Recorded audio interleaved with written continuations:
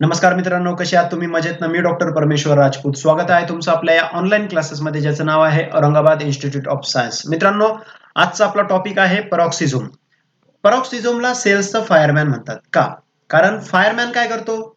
आग विझवण्याचं काम करतो, आगला न्यूट्रलाइज करतो. तसंच पॅरोक्सिझम काय करतो? सेल्सच्या मध्ये जे टॉक्सिक सबस्टन्स असतात त्या टॉक्सिक सबस्टन्सला न्यूट्रलाइज करण्याचं काम हा करतो. म्हणजे एक प्रकारचं डिटॉक्सिफिकेशन करण्याचं काम हे पॅरोक्सिझम करतो, म्हणून त्याला सेल्सचं फायरमॅन म्हणतात.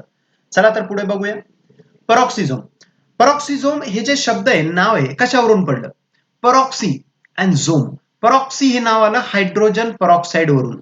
कुठून नाव आलं? हायड्रोजन पर ऑक्साइड. आता केमिकली तुम्ही याला कसं लिहिणार? H2O2, hydrogen peroxide. हे स्वतः टॉक्सिक सबस्टन्स असतो आणि तयार कोण करतं? पॅरोक्सिझम स्वतः याला तयार करतो टॉक्सिक्सला आणि स्वतः याला डिस्ट्रॉय पण करतो. म्हणजे याला डिस्ट्रॉय आणि तयार करणं दोन्ही कोण करतो? पॅरोक्सिझम करतो. याच्यात एक शब्द आहे पेरॉक्साइड, म्हणून त्याचं नाव आहे पॅरोक्सिझम. Zone means a body.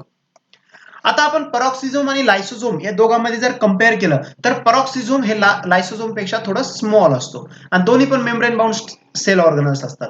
आता आपण पॅरोक्सिझम बाबत जर बघितलं तर ही एक मायक्रो बॉडीज आहे. ओके, मायक्रो बॉडीज असतात. पॅरोक्सिझम, लायसोझोम हे सगळ्या मायक्रो बॉडीज आहे, राईट. आता हे जे पॅरोक्सिझम आहे प्लांट अँड अॅनिमल सेलमध्ये दोन्हीमध्ये सापडतात, म्हणजे ऑल युकॅरियोटिक सेलमध्ये तुम्हाला सापडतील. आता हे जास्त प्रमाणात कशा सापडतात? लिव्हर आणि किडनीमध्ये सापडतात. का? कारण तिथं मेटाबॉलिझम होतं, मेटाबॉलिक ऍक्टिव्हिटीज तिथं होते. ज्या ठिकाणी मेटाबॉलिक ऍक्टिव्हिटी होते तिथं पॅरोक्सिझम तुम्हाला भेटेलच. कारण मेन फंक्शन काय त्याचा? डिटॉक्सिफिकेशन करणं, राईट. आणि डिटॉक्सिफिकेशन कुठं होतं? लिव्हर, किडनीमध्ये डिटॉक्सिफिकेशन होतं, म्हणून तिथं मेटाबॉलिक ऍक्टिव्हिटी होते आणि तिथं पॅरोक्सिझम तुम्हाला जास्त प्रमाणात भेटेल. ओके. आता ऍक्च्युअली पॅरोक्सिझमचं काम काय? प्रोसेस कशी? ऍक्च्युअल प्रोसेस काय ते आपण पहिले बघूया. आता ऍक्च्युअली पॅरोक्सिझम मध्ये काय असतं? एन्झाईम्स असतात. याच्यात दोन प्रकारचे एन्झाईम्स असतात. एक असतो ऑक्सिडाइज एन्झाईम, ऑक्सिडेज, आणि एक असतो कॅटॅलाइज. हे एन्झाईमचे नाव तुम्हाला लक्षात ठेवणं, हे एक्झाम मध्ये येऊ शकतात. मला सांगा, लायसोझोम मध्ये कोणते एन्झाईम होते? हायड्रोलेज एन्झाईम होते, राईट. इथं कोणते एन्झाईम आहे? Oxidase and catalase. आता एन्झाईम मध्ये काय होते? पहिले ऑक्सिडेज काम करतो, याच्यानंतर कॅटॅलाइज, कंटिन्यू काम करतात हे दोन्ही. आता ऑक्सिडेज काय करतो? ऑक्सिडेशन करतो. आता ऑक्सिडेशन करणं म्हणजे काय करणं? ऑक्सिडेशनचा अर्थ काय? Removal of hydrogen atom. Removal of hydrogen atom. Hydrogen आयटमला रिमूव्ह करणं म्हणजेच ऑक्सिडेशन. आता ऑक्सिडेशन होतं कोणाचं? अमायनो ऍसिड और fatty acid. And fatty acid यांचं काय होतं? ऑक्सिडेशन होतं. ऑक्सिडेशन होतं म्हणजे नॉर्मल मेटाबॉलिक ऍक्टिव्हिटी जे होते ना बॉडीमध्ये, तेच नॉर्मल मेटाबॉलिक ऍक्टिव्हिटी. याच्यात काय होतं? अमायनो ऍसिड, फॅटी ऍसिड जेव्हा यांचं मेटाबॉलिझम होतं तेव्हा याच्यातून काय तयार होतं? H2O2 तयार होतं. आणि H2O2 ला काय म्हणतात? हायड्रोजन पेरॉक्साइड म्हणतात. आता जे H2O2 आहे ना, हे स्वतः टॉक्सिक आहे. तुम्हाला सांगितलं मी, हे स्वतः टॉक्सिक आहे. कोणी तयार केलंय? ऑक्सिडेज एन्झाईममुळे फॅटी ऍसिड यांचं मेटाबॉलिझम झालं आणि हे H2O2 तयार झालं. आता टॉक्सिक सबस्टन्स आहे, हे बॉडीसाठी, सेल्ससाठी चांगलं नाहीये. हे तयार कुठे झालं? पॅरोक्सिझमच्या स्वतः पॅरोक्सिझमच्या मध्ये तयार झालंय, राईट. आता हे H2O2 पॅरोक्सिझमने तर तयार केलंय, पण आता ह्या H2O2 चा पॅरोक्सिझमवर, या पॅरोक्सिझमच्या बाहेर सेलच्या दुसऱ्या ऑर्गनल्सला काही डॅमेज नको व्हायला म्हणून काय करतो? पॅरोक्सिझम याला तयार पण करतो आणि याला डिकम्पोज पण करतो. आता याला डिकम्पोज कोण करणार? तर याला डिकम्पोज करण्याचं काम कोण करतं? कॅटॅलाइज एन्झाईम करतो. याला म्हणणार आपण डिकम्पोजिशन. कॅटॅलाइज एन्झाईम काय करतो? याला डिकम्पोज करतो. Decomposition, decomposition, right. आता म्हणजे जनरेशन अँड डिकम्पोजिशन. H2O2 चं जे जनरेशन झालं आणि त्याचं डिकम्पोजिशन कुठं होतं? दोन्ही जनरेशन डिकम्पोजिशन पॅरोक्सिझम याच्यामध्येच होते, राईट. पॅरोक्सिझमच्या स्ट्रक्चर मध्येच होते, मधली त्याच्या बॉडी मध्येच होते. म्हणजे H2O2 तयार झाला आणि त्याला H2O2 चं कन्व्हर्जन कॅटॅलाइज काय करतो? आता हे जे H2O2 याला डिकम्पोज करणार, म्हणजे कसं करणार डिकम्पोज? H2O2 याचं कन्व्हर्जन करणार तो H2O अँड O2 मध्ये, म्हणजे वॉटर अँड ऑक्सिजन मध्ये. म्हणजे काय झालं? इथं न्यूट्रलाइज झालं. म्हणजे टॉक्सिक सबस्टन्स राहिला का? आता नाही राहिला. म्हणजे टॉक्सिक सबस्टन्स आता डिटॉक्सिफाय झाले, म्हणजे यालाच म्हणणार डिटॉक्सिफिकेशन.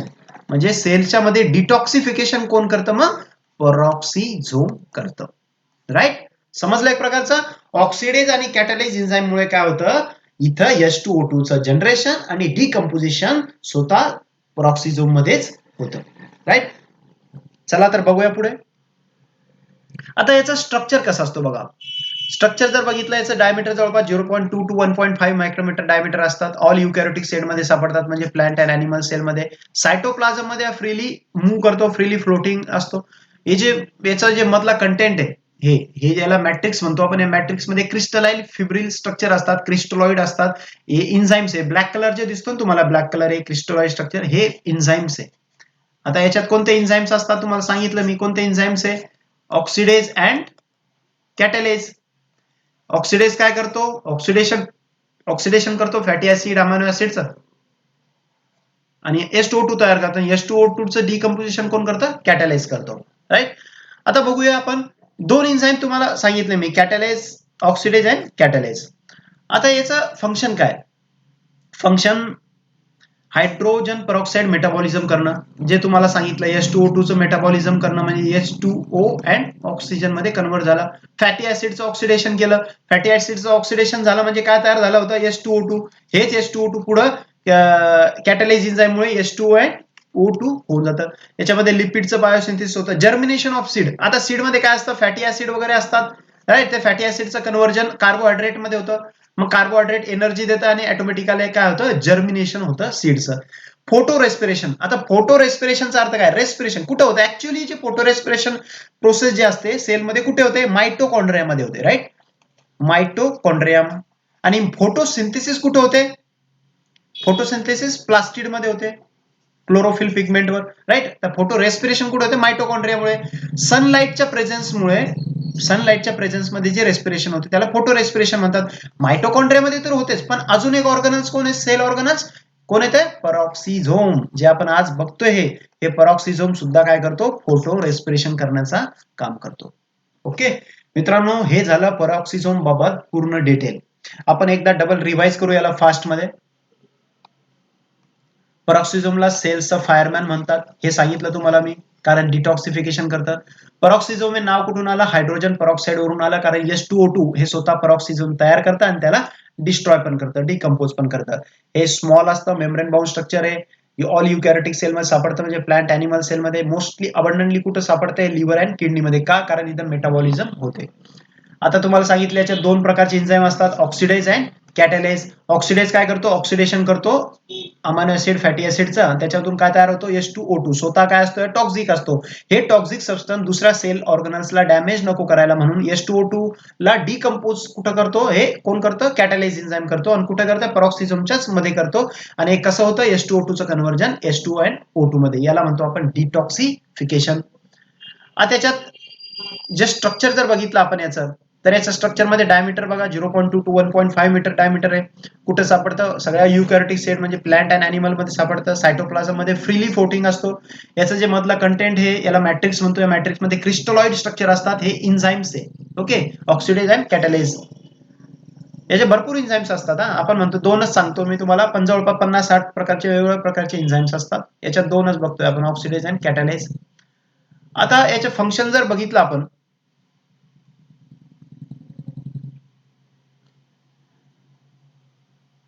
चला मित्रांनो, थँक्यू. झाला वाटतं लेक्चर, आता स्लाइड हे झाली माझ्याकडून. चला भेटूया नेक्स्ट लेक्चर मध्ये.